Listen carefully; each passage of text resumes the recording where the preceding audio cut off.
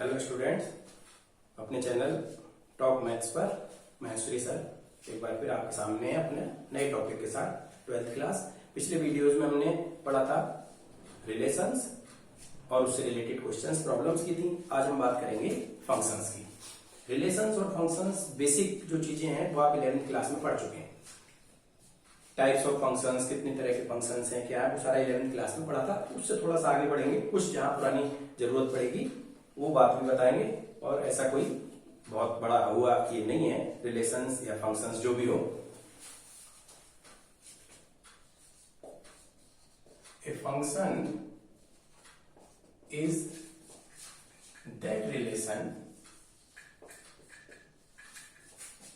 In which every element of set A has its unique image in set B।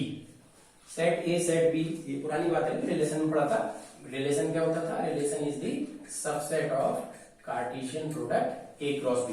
तो function is that subset which satisfies this condition.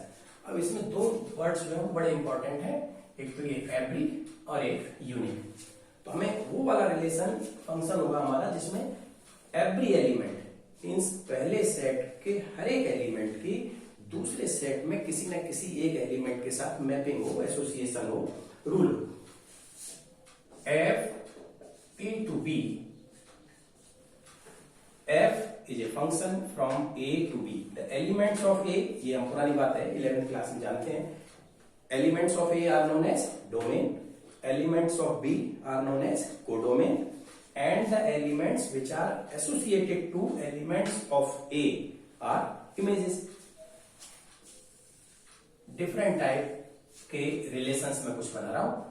1 2 3, जैसे हमने पिछले video में एक set 1 2 3 से 1 2 3 में कुछ रिलेशंस बनाए थे, उनके सब सेट्स दिए थे।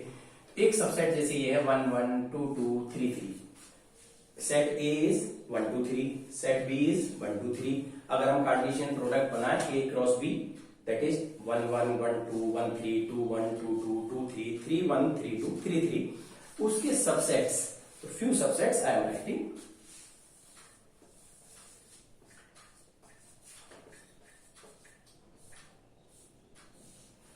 एक ये सबसेट है,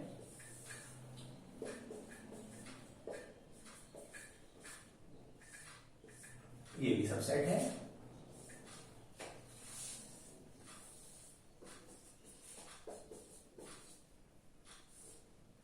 ये भी सबसेट है। अब देखिए इसमें क्या हो रहा है, इसमें एक एलिमेंट से एसोसिएटेड है। तो जब हम बात करते हैं y as fx, x is independent variable, y is dependent variable, the value of y depends upon the value of x। ये x है, ये y है, ये इमेज है, ये प्री इमेज है। This is x, this is fx। तो हमने बताया ये x, ये y, x fx, image pre image. हर एक एलिमेंट की एक इमेज है, 1 की इमेज 1, 2 का इमेज 2, 3 का image 3। So this relation is a function and this is actually a subset of A cross B also।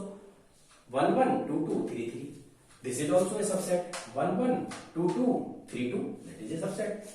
this is also a function, क्योंकि हम जो बात कर रहे हैं वो कह रहे हैं every element of A of first set, every element is associated, no element is left in the first set, this is also a function। there may be some element left in the second set। in this the images of 1 are 1 and 2, although it is a subset 1 1 1 2 2 3 3 3, but this is not a function, this is a relation।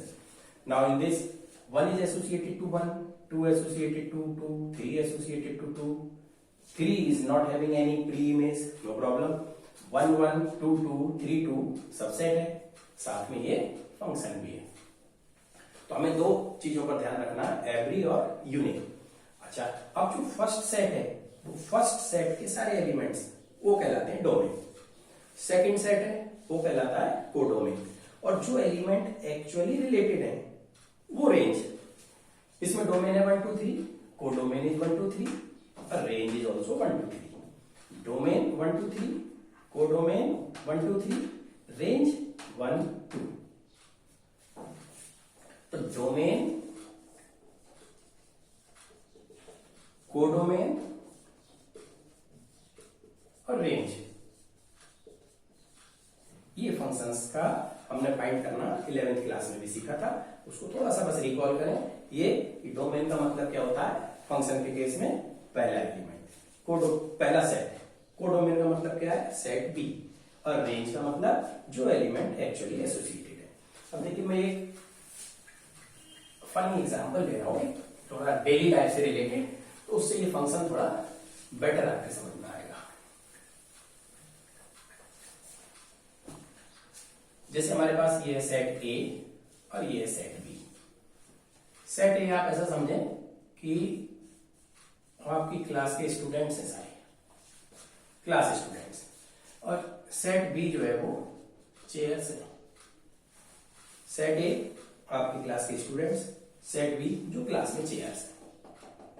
Suppose there are 25 students, then definitely chairs will be 25 or more. Now, have you ever seen the condition in which one student is there without a chair in the classroom? Punishment में कोई खड़ा हुआ बात अलग है, लेकिन वैसे जितने स्टूडेंट है उतनी चेयर. इसका मतलब every student will have 1 chair. ऐसी कोई सिचुएशन आपने देखी है जहां पर एक स्टूडेंट मोर देन 1 चेयर लेके बैठे? That is not possible. हाँ, ये तो हो सकता है किसी क्लास में कोई दूसरी क्लास के 10 बच्चे आ जाए, भाई हमें अच्छा लग रहा है इस क्लास में लेक्चर सुने, नंबर ऑफ स्टूडेंट्स ज्यादा हो गए, तो स्टूडेंट्स का चेयर के साथ में जो एसोसिएशन है वो ऐसा होगा. स्टूडेंट का चेयर के साथ में एसोसिएशन है ऐसा हो सकता है, एक से ज्यादा स्टूडेंट एक चेयर शेयर कर रहे हैं. स्टूडेंट और चेयर का एसोसिएशन ऐसा हो सकता है, कुछ चेयर खाली पड़ी है. स्टूडेंट और चेयर का एसोसिएशन ऐसा हो सकता है, कोई दो दोस्त हैं पक्के कि हम तो साथ साथ ही एक चेयर शेयर कर ले रहे हैं, बाकी चेयर भले ही खाली पड़ी. तो ये जो चारों चीजें हैं, ये चारों ही कंडीशन फंक्शन की हैं. कभी स्टूडेंट और चेयर का एसोसिएशन ऐसा नहीं होगा, कभी स्टूडेंट और चेयर का एसोसिएशन ऐसा नहीं होगा. तो इसका मतलब देखा हमने कि पहले सेट में एक भी एलिमेंट ऐसा नहीं बचेगा जिसका कोई ना कोई इमेज दूसरे सेट में ना हो, और एक एलिमेंट की मोर देन 1 इमेज नहीं. तो हम फंक्शन के लिए बेस्ट अपने दिमाग में ये रखें कि पहला सेट हमारे क्लास के स्टूडेंट्स हैं और दूसरा सेट उस क्लास की चेयर्स हैं. अब हम देखेंगे kinds of functions.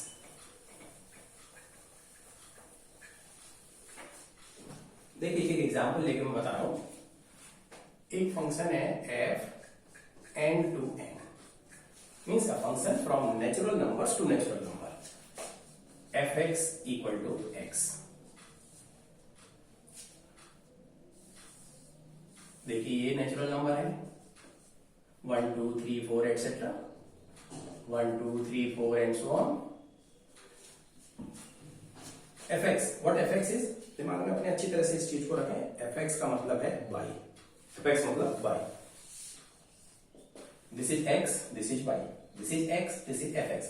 So when we take the value of x 1, the value of y is also 1. So 1 associated to 1, 2 associated to 2, 3 3, 4 4, and so on, like this. Now another example, f again I am taking from n to n, and this time fx is say x plus 2. Again 1 2 3 4 and so on, 1 2 3 4 5 6 and so on. Natural number, natural number. Now when x is 1, what is y, what is fx? Fx is 1 plus 2 3. So 1 is associated to 3, 2 is associated to 4, 3 is associated to 5 and so on. So we find that 2 elements in this set are left which are not associated to any element in the previous set. Another example, f say z to natural number, or you can take whole numbers, z to whole numbers, with fx equal to modulus x. Now z, as you know, integers, 0, -1, -2 and so on, 1, 2 and so on, and whole numbers are 0, 1, 2, 3, 4. So when you put x -1, y is 1, 1, 1, -2, 2, 2, 2, 0, 0, like this. Another example, f say z2, again whole numbers, or you can take natural number also, with fx equal to natural numbers in this case cannot be taken, fx equal to say x square,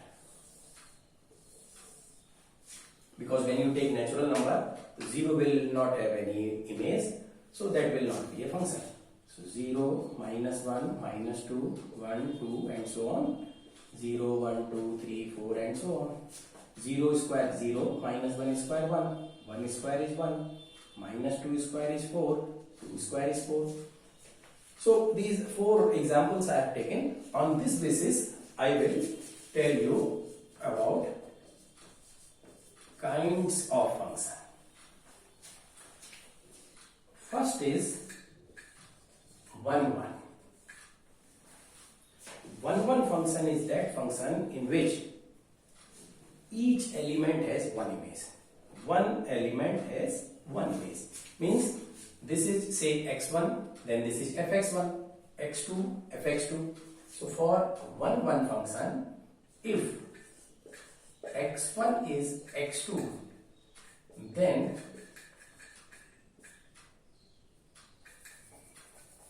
fx1 is fx2. If fx1 is fx2, then x1 equal to x2. fx1 is fx2, then x1 equal to x2. Each element has one image. Next is onto. 1, 1 function is also known as injective. Onto is also known as surjective. Onto function is that function in which if y is a function of x and we express x in terms of y, then for all y there exists real x in its domain. दूसरे तरीके से आप इसको ऐसे कह सकते हैं कि दूसरे सेट में एक भी एलिमेंट फ्री नहीं रहना चाहिए, एक भी एलिमेंट खाली ना हो, हर एक एलिमेंट किसी न किसी एलिमेंट से एसोसिएटेड है, उसका प्री इमेज है. तो जब हर एक एलिमेंट का प्री इमेज है, इसका मतलब दूसरी लैंग्वेज में, सिंपल बिल्कुल लैंग्वेज में इसको क्या कह सकते हैं, range equal to codomain. Range है और कोडोमेन है, दोनों सेम हो जाए, तभी ऐसा होगा एक भी एलिमेंट नहीं बचेगा. अब हमने देखी 4 फंक्शन, ये आपके एग्जाम्पल दिए थे. इन चारों में हम देखते हैं कि 1, 1 और onto. देखिए पहला फंक्शन यहां दिखाई दे रहा है हमें कि ये 1, 1 है, एक एलिमेंट एक से रिलेटेड है, ठीक है, इट इज 1, 1. और every element having any pre image, one pre image, so it is onto also. दूसरा हम देखते हैं, ये 1, 1 तो है, एक एलिमेंट एक से एसोसिएटेड है, लेकिन 2 एलिमेंट बेचारे यहाँ खाली पड़े हुए हैं जो किसी से रिलेटेड नहीं है. तो इसका मतलब ये 1, 1 तो है but it is not onto. तीसरी जो बात है, more than one element are associated to single element, और लेकिन इधर कोई भी एलिमेंट खाली नहीं है, तो इसका मतलब ये 1, 1 तो नहीं है, इसको हम मैनी वन बोलते हैं, लेकिन वो हमारे सिलेबस में नहीं है. 12th क्लास में हमारे सिर्फ 1, 1 इंजेक्टिव या onto या सर्जेक्टिव और onto ये है. चौथा जो फंक्शन है, क्या देख रहे हैं, मोर देन वन एलिमेंट एसोसिएटेड है, लेकिन कुछ एलिमेंट ऐसे हैं जो खाली पड़े हुए हैं. इसका मतलब ये न तो 1, 1 है न onto है. अब ऐसा फंक्शन जो 1, 1 भी हो और onto भी हो, उस फंक्शन को हम बोलते हैं बाइजेक्टिव फंक्शन. तो अभी हमने ये जाना काइंड्स ऑफ फंक्शंस में इंजेक्टिव, सर्जेक्टिव और बाइजेक्टिव.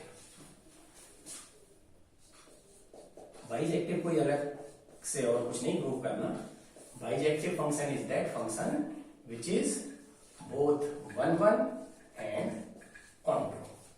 तो काइंड्स ऑफ फंक्शंस में हमने ये देख लिया कि एक फंक्शन 1 1 या इंजेक्टिव होगा, कब होगा, जहां हर एक एलिमेंट की एक इमेज होगी। और ऑनटू कब होगा, जब हम देखेंगे कि जो दूसरा सेट है जो कोडोमेन है उसमें हर एक एलिमेंट की कोई ना कोई एक प्री इमेज है, या हम कह सकते हैं जहां रेंज और कोडोमेन इक्वल होगी। ये मैंने काइंड्स ऑफ फंक्शंस के बारे में आपको बताया।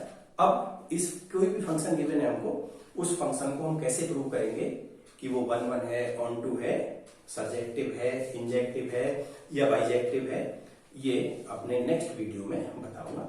और